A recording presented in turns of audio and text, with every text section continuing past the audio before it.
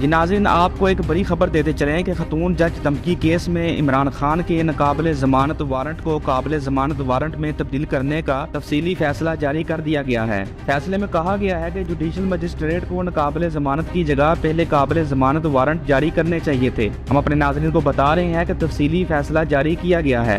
خاتون جج دھمکی کیس میں عمران خان کے ناقابل ضمانت وارنٹ گرفتاری کو قابل ضمانت وارنٹ میں تبدیل کرنے کا جو تفصیلی فیصلہ ہے وہ جج سکندر خان جو کہ ایڈیشنل سیشن جج ہیں انہوں نے جاری کیا ہے۔ 2 صفحات پر مشتمل تفصیلی فیصلے میں یہ کہا گیا ہے کہ اس سے قبل 24 مارچ کو عمران خان کے ناقابل ضمانت وارنٹ کو قابل ضمانت وارنٹ میں تبدیل کیا گیا۔